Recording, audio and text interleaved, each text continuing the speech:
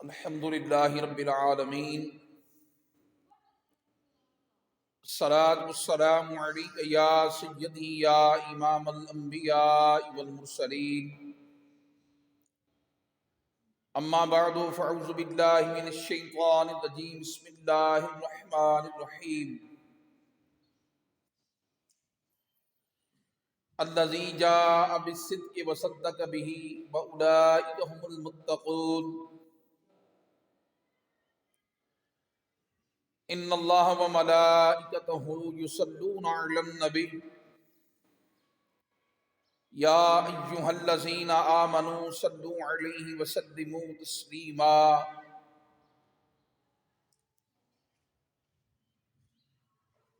الصلاۃ والسلام علیک یا سیدی یا رسول اللہ، الصلاۃ والسلام علیک یا سیدی یا حبیب اللہ، الصلاۃ والسلام علیک یا سیدی یا نبی اللہ، وعلی آلک واصحابک یا سیدی یا خاتم النبیین۔ رب اشرح لی صدری ویسر لی امری واحلل عقدۃ من لسانی یفقہوا قولی۔ رب زدنی علما،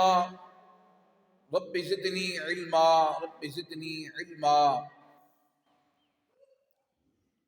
رب یسر ولا تعسر وتمم بالخیر وبک نستعین۔ بلغ العلا بکمالہ کشف الدجا بجمالہ، حسنت جمیع خصالہ صلوا علیہ وآلہ۔ یا صاحب الجمال و یا سید البشر، من وجہک المنیر لقد نور القمر، لا يمکن الثناء کما کان حقہ، بعد از خدا بزرگ توئی قصہ مختصر۔ یا رسول اللہ انظر حالنا، یا حبیب اللہ اسمع قالنا، اننا فی بحر غم مغرق خذ یدی ساہد لنا اشکالنا۔ امدادکن امدادکن از رنج و غم آزادکن، در دین و دنیا شادکن، یا غوث اعظم دستگیر۔ بگرداب برا افتاد کشتی، ضعیفان شکستہ راہ بپشتی، محق خواجہ عثمان ہارونی،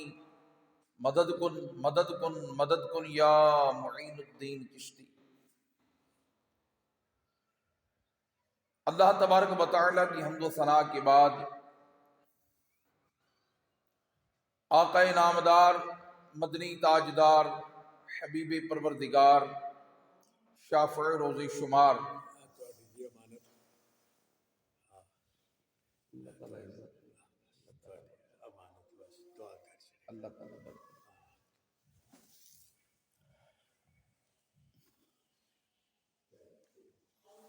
احمد مجتبیٰ جناب محمد مصطفیٰ صلی اللہ تعالی علیہ وآلہ وسلم کی ذات والا صفات پر ہدیہ درود السلام پیش کرنے کے بعد قرآن مجید فرقان حمید کی بہت ہی بابرکت، بڑی ہی باعظمت آیہ کریمہ تلاوت کرنے کا شرف حاصل ہوا۔ رب العالمین کی بارگاہ میں دعا ہے حق سچ بیان کرنے کی توفیق عطا فرمائے، مجھے بیان کر کے تمام سامعین و حاضرین کو سن کر عمل کرنے کی توفیق عطا فرمائے۔ اس کی توفیق سے ہمارا یہ سننا، یہ سمجھنا، اس پر عمل کرنا اور اس پیغام کو عام کرنا قیامت کے دن ہمارے لیے ذریعہ نجات بنائے۔ اللہ رب العالمین کے فضل و کرم سے ماہ جمادی الثانی اپنی تمام تر رحمتوں و برکتوں کے ساتھ جاری و ساری ہے۔ اس بابرکت مہینے کو جناب تاجدار صداقت خلیفہ اول امیر المؤمنین خلیفۃ المسلمین جناب ابو بکر عبداللہ صدیق و عتیق رضی اللہ تعالی عنہ کی نسبت سے مشرف کیا گیا ہے، اس لیے ہم آپ کی ذات گرامی کی جو فضائل ہیں، جو خصائل ہیں، جو سیرت و کردار ہے، اس کا جب مطالعہ کرتے ہیں تو ہمارے سامنے یہ بات آتی ہے کہ آپ رضی اللہ تعالی عنہ واقعی اس کائنات کی وہ عظیم شخصیت ہیں جنہیں رب العالمین نے انبیاء کرام علیہم السلام کے بعد تمام اگلے پچھلے انسانوں سے افضل اور اعلیٰ قرار دیا ہے۔ اس لیے کہ جب میرے کریم آقا صلی اللہ تعالی علیہ وآلہ وسلم نے مکہ شہر میں اعلان نبوت فرمایا، بت پرستی کو ناجائز و حرام قرار دیا، لوگوں کو بت پرستی سے روکا، منع کیا، اور ایک الہ واحد، ایک اللہ کی عبادت کی توحید کی طرف بلایا، ایک اللہ واحد کی عبادت کی طرف بلایا، اور اپنے مقام انسانیت کی معرفت حاصل کرنے کے لیے آپ علیہ الصلوۃ والسلام نے لوگوں کو صرف ایک اللہ کے آگے جھکنے کا جو درس ارشاد فرمایا،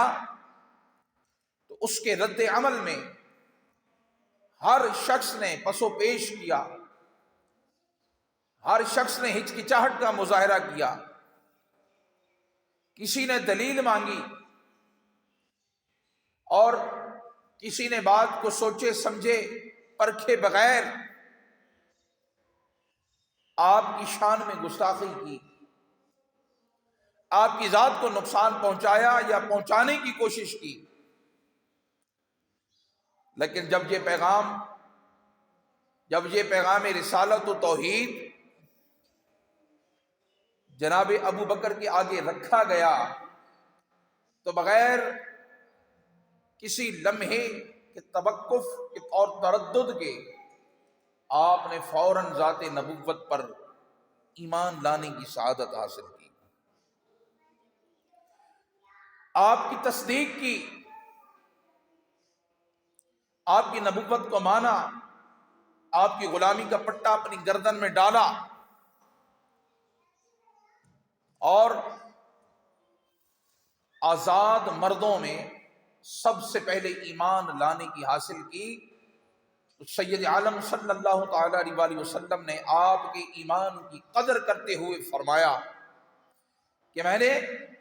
جس شخص پر بھی اسلام پیش کیا تو ہر شخص نے اسلام قبول کرنے میں ہچکچاہٹ کا مظاہرہ کیا، کوئی دلیل مانگی، کوئی معجزہ مانگا،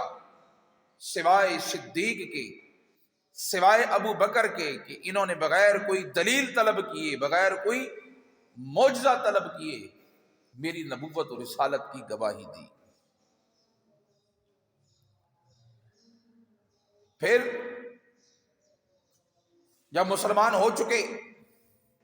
تو اس نعمت ایمان کو صرف اپنی ذات تک محدود نہیں رکھا، بلکہ اور لوگوں کو بھی کفر و شرک کے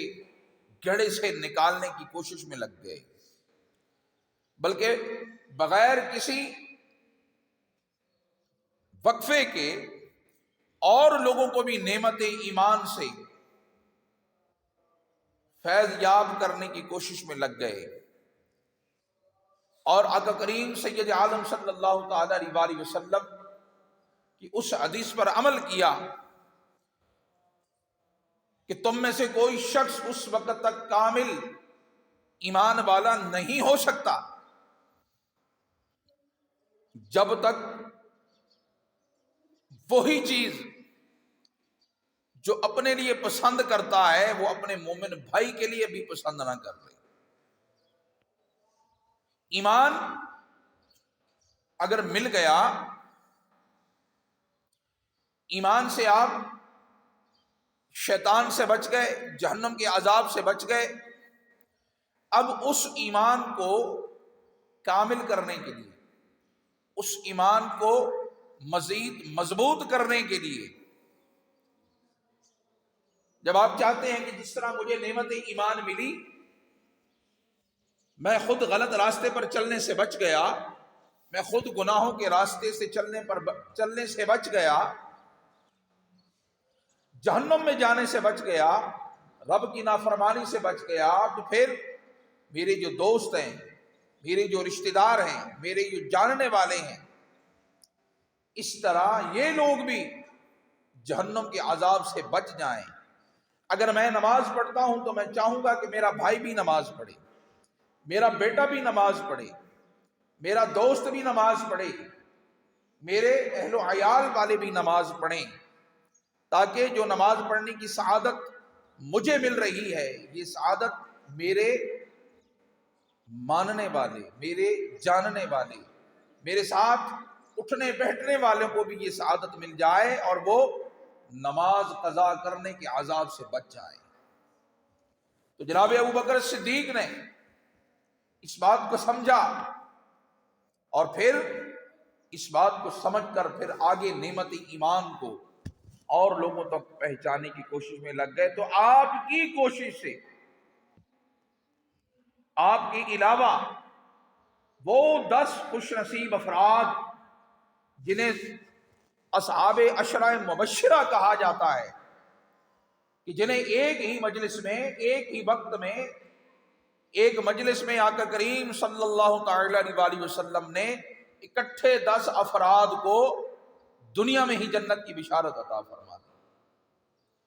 تو آپ کے علاوہ آپ کی کوششوں سے مزید 5 افراد جنہیں اصحاب عشرہ مبشرہ میں شریک ہونے کا موقع ملا، وہ آپ کی دعوت پر لبیک کہتے ہوئے دین اسلام کو قبول کرنے میں انہوں نے سبقت کی۔ اللہ رب العالمین قرآن پاک میں ارشاد فرماتا ہے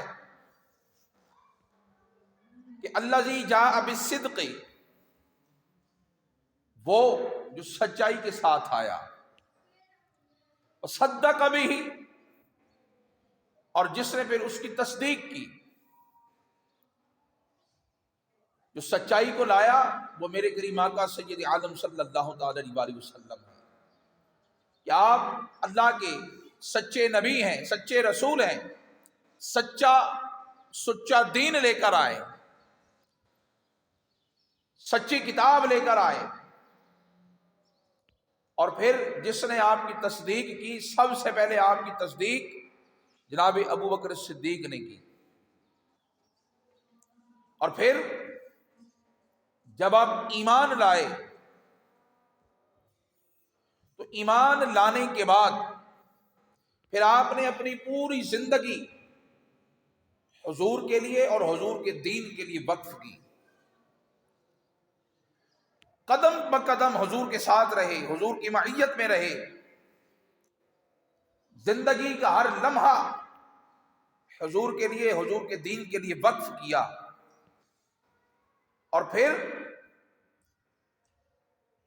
جب آقا علیہ الصلوۃ والسلام نے اعلان نبوت فرمایا تو نبوت کے پہلے 3 سال خفیہ طور پر دعوت و تبلیغ کا کام کیا گیا۔ آقا علیہ الصلوۃ والسلام نے فرداً پہلے اپنے گھر والوں کو، اپنے گھر والوں کو آپ نے تبلیغ کی، مسلمان کیا، پھر اپنے قریبی رشتہ داروں کو تبلیغ کی، انہیں مسلمان کیا۔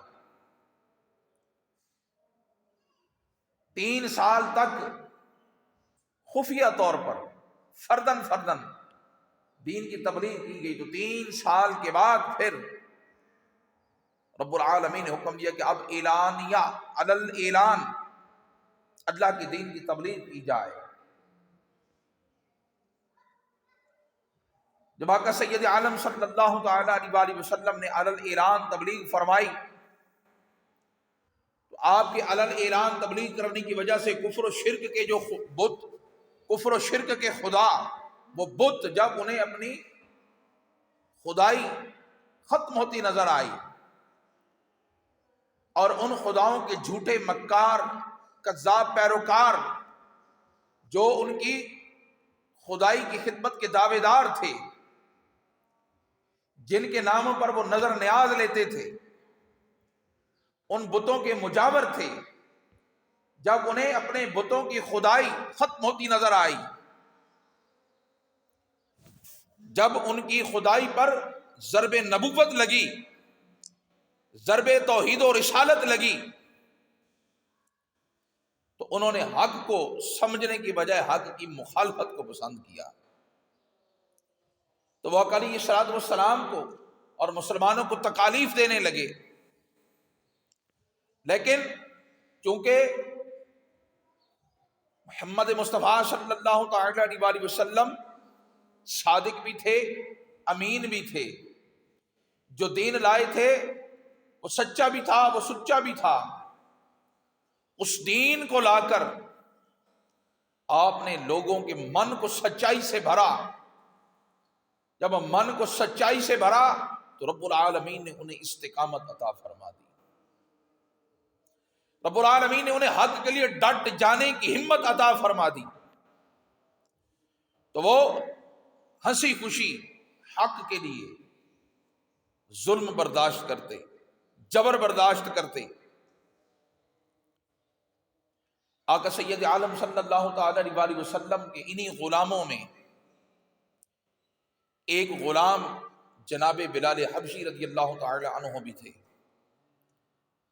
بلال حبشی جو امیہ بن خلف کے زر خرید غلام تھے، یعنی کہ انہوں نے منڈی سے خرید کر انہیں اپنا غلام بنایا تھا، لیکن بلال صدیق کی دعوت پر لبیک کہتے ہوئے مسلمان ہوئے،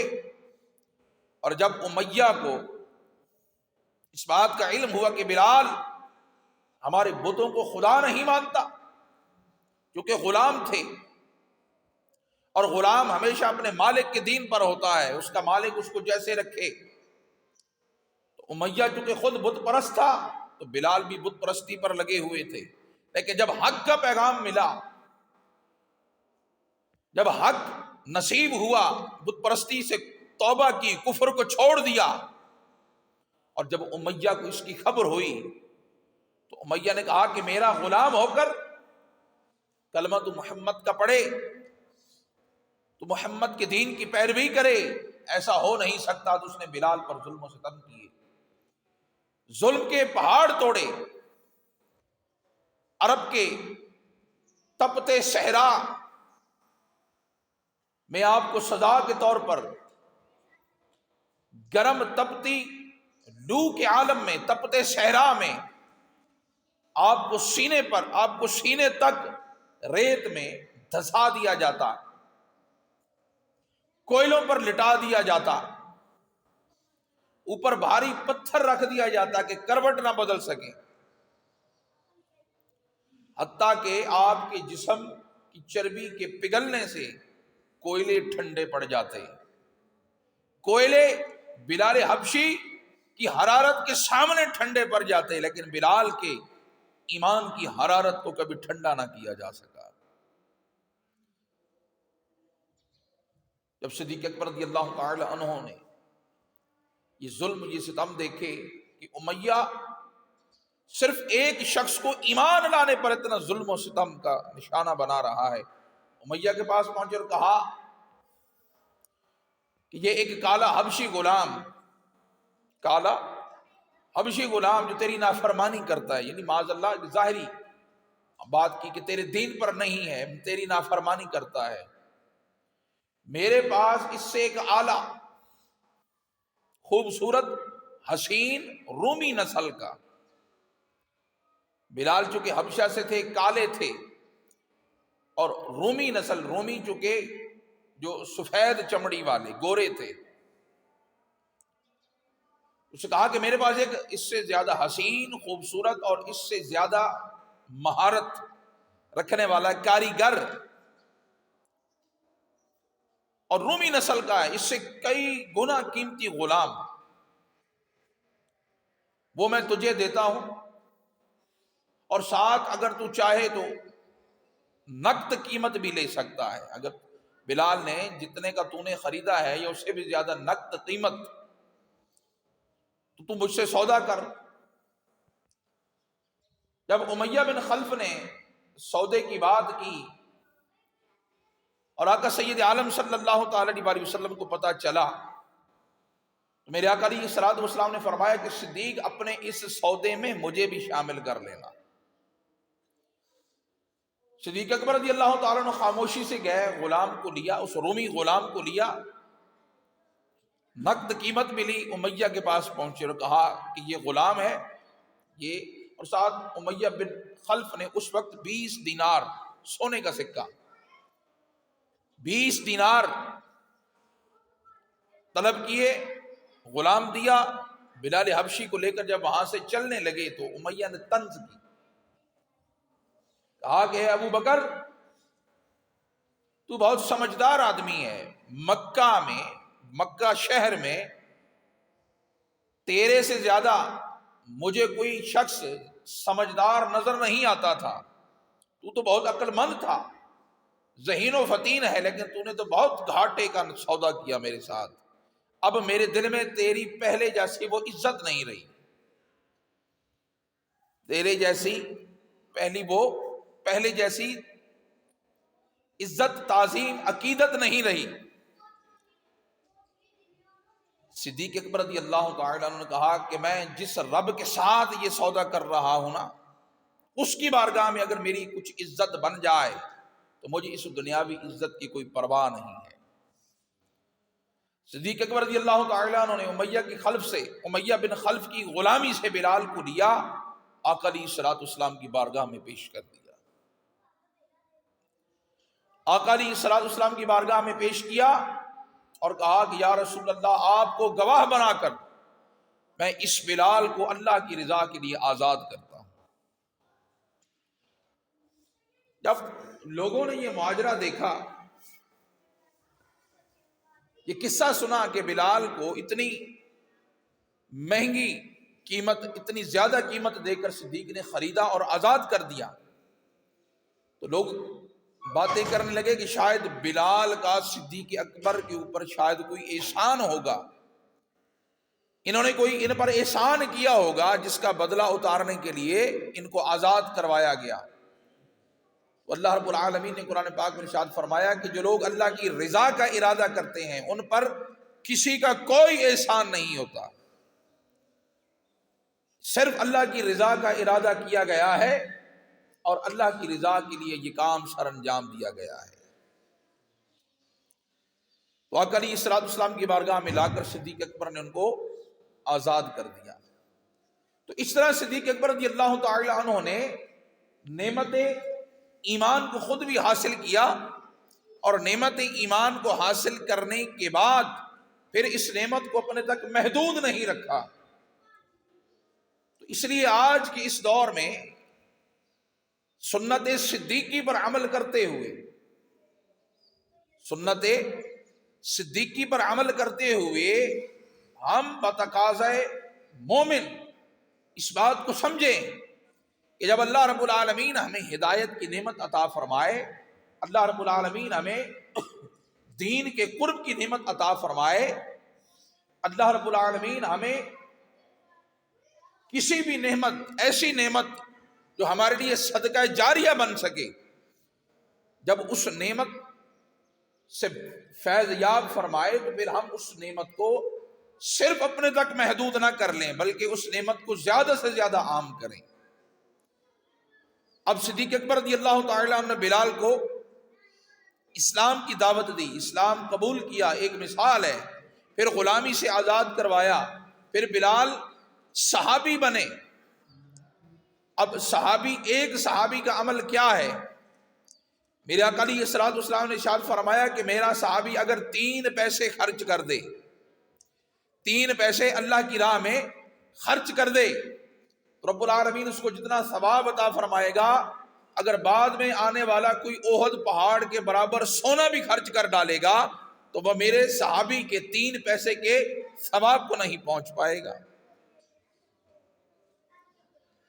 اب بلال رضی اللہ تعالی عنہ نے زندگی میں کتنے عمل کیے ہوں گے،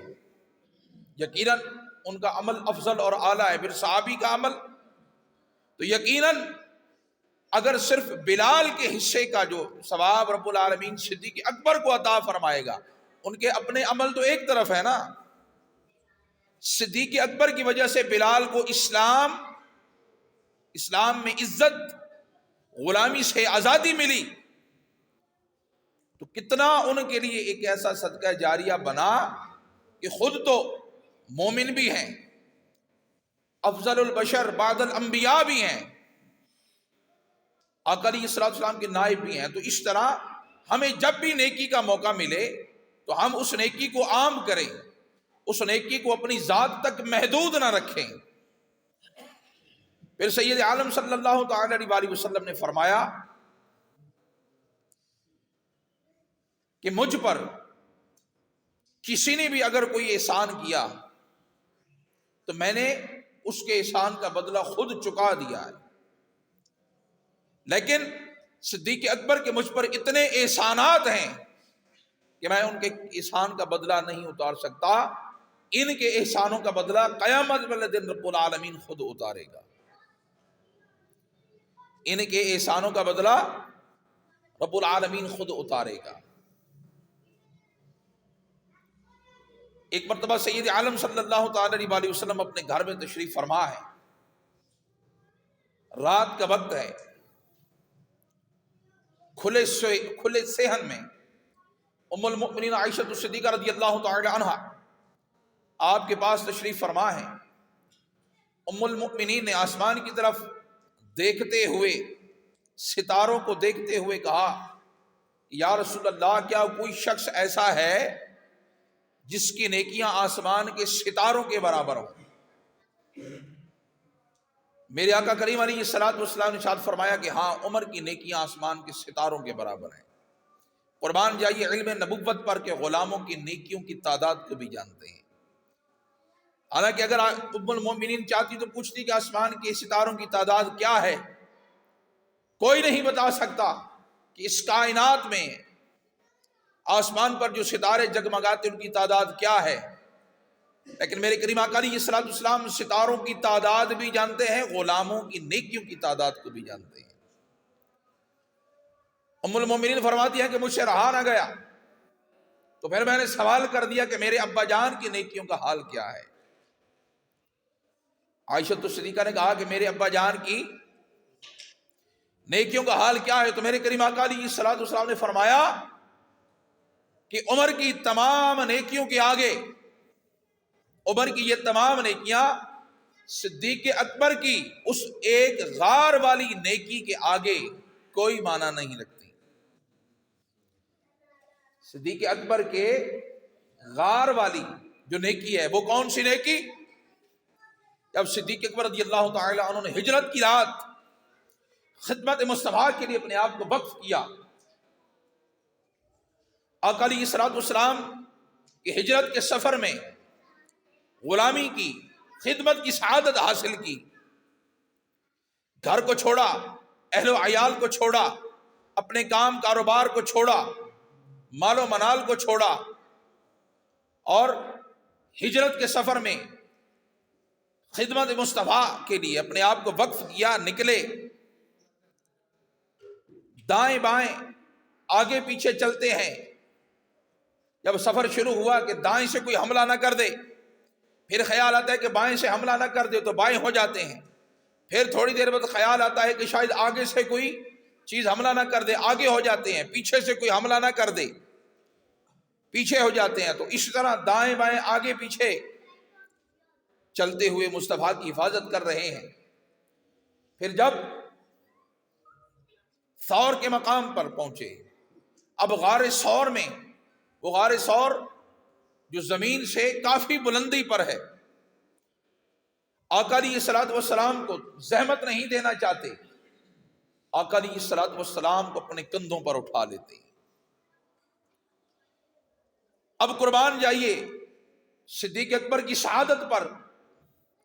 اس خدمت پر. آپ سر کی آنکھیں بند کریں، دل کی آنکھیں کھولیں، اپنے تصور کی آنکھ کھولیں اور اس تصور میں وہ منظر لائیں کہ جب صدیق اکبر رضی اللہ تعالی عنہ نے آقا علیہ الصلوۃ والسلام کو کندھوں پر اٹھایا ہوا ہے، آقا علیہ الصلوۃ والسلام کا ایک قدم مبارک ایک طرف، دوسرا قدم مبارک دوسری طرف کندھوں پر اٹھا کر آقا علیہ الصلوۃ والسلام کے قدمین ناظرین کو تھاما ہوا ہے. یقیناً صدیق اکبر رضی اللہ تعالی عنہ کبھی دائیں پاؤں کو بوسہ دیتے ہوں گے، کبھی بائیں پاؤں کو بوسہ دیتے ہوں گے، اور انہیں طاقت بھی مل رہی ہے، روحانیت بھی مل رہی ہے، انہیں اتنی قوت مل رہی ہے کہ مصطفیٰ کو اٹھائے ہوئے پہاڑ پر چڑھے جا رہے ہیں. حالانکہ آقا علیہ الصلوۃ والسلام فرماتے ہیں کہ جب رب العالمین نے عالم ارواح میں میری امت مجھ پر پیش کی تو پہلے ایک شخص کو رکھا، پھر مجھے تو وزن کیا گیا، میرا وزن بڑھ گیا. پھر 10 آدمیوں کو رکھا، دوسری طرف مجھے رکھا، پھر میرا وزن بڑھ گیا.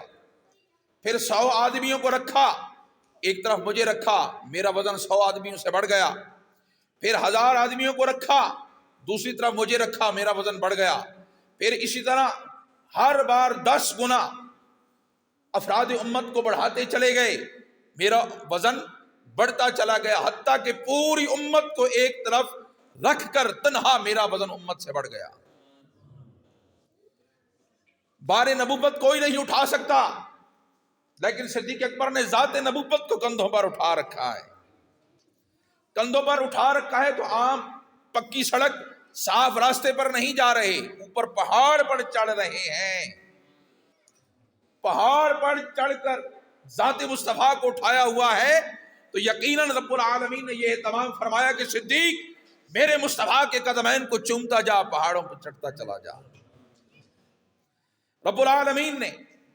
اپنے حبیب کے اس غلام کی اس جانشاری کو اتنا قبول فرمایا کہ قدم بقدم مصطفیٰ کے قدمین نازنین کو چومتے چلے جا رہے ہیں، سعادتیں حاصل کرتے چلے جا رہے ہیں، اور پتھروں پہ قدم رکھتے چلے جا رہے ہیں. اور وہ پتھر بھی قسمت پہ ناز کر رہا ہوگا کہ آج میرے اوپر اس شخصیت کا قدم پڑ رہا ہے جس کے کندھے پر ذات مصطفیٰ سوار ہے. تو اللہ رب العالمین نے وہ مقام عطا فرمایا. تو اس لیے میرے آقا نے فرمایا کہ اس غار والی ایک نیکی کے سامنے عمر کی تمام نیکیاں کوئی مقابلہ نہیں کر سکتی. تو اس لیے رب العالمین نے ایمان کی قدر کرتے ہوئے فرمایا کہ الذی جاء بالصدق وصدق بہ، کہ وہ جو سچائی کے ساتھ آیا اور جس نے اس کی تصدیق کی. صدیق اکبر رضی اللہ تعالی عنہ نے میرے آقا کی تصدیق فرمائی. آپ علیہ الصلوۃ والسلام پر بغیر کسی شک کے، تردد کے، بغیر کسی کوئی دلیل مانگے، بغیر کوئی دلیل مانگے، بغیر کوئی معجزہ طلب کیے، آپ کی نبوت پر ایمان لا کر قیامت تک اس امت کو سبق عطا فرما دیا. آج کیا جو سبق، آج کا جو پیغام ہے اس دور پر فتن کا، آج کا جو پیغام کہ مصطفیٰ کے غلاموں کے ایمان پر اس انداز سے ڈاکہ ڈالا جا رہا ہے کہ مصطفیٰ کے غلاموں کے سامنے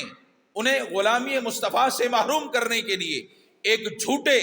لانتی کذاب مدعی نبوت کو نبی بنا کر اس امت کے سامنے پیش کیا جا رہا ہے، جس کو فتنہ قادیانیت کہا جاتا ہے. اب فتنہ قادیانیت جس کے خلاف سب سے پہلے خود صدیق اکبر رضی اللہ تعالی عنہ نے ہتھیار اٹھائے کہ جب مسیلمہ کذاب نے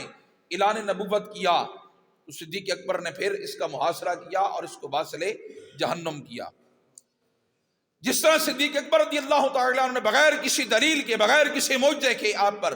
ایمان لانے کی سعادت حاصل کی، تو آج کے اس پرفتن دور میں کوئی بھی جھوٹا مدعی نبوت کا دعویٰ کرے